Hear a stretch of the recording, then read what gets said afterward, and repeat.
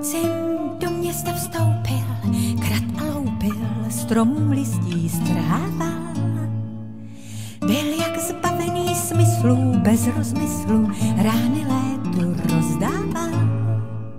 Kráčel ulicí, déšť mu zpíval, píseň šumící, jak příval vody z oblaků, skrytý v plášti věčných tuláků. Bral si, co se mu zdálo, víc než málo, každý v městě se ho bál. Podzim na smutném koni, listím voní, do zahrad vpad jeho šál. Kráčel ulicí, více než sám, parkem truchlícím procházel, nikým nepozván. Pán Bůh ví, proč já ho ráda mám. Můj tichý přítel bez jména, bez velkých slov se dostaví. Paleta létem znavená, malíře spadla do trávy.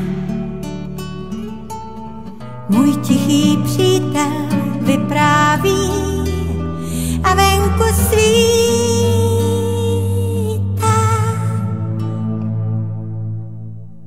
Zavřel za sebou bránu a v tu ránu padl z nebe mokrý sníh.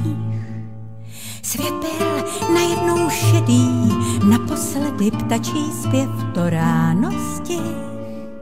Kráčel ulicí, více než sám, parkem truchlícím odcházel, nikým nepoznán.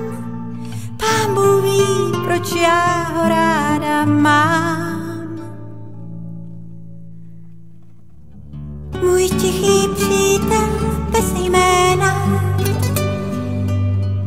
zas příští rok se dostaví. Postava léty znavená, složí se večer do trávy. Svůj návrat deštěm oslaví, tak už to bývá.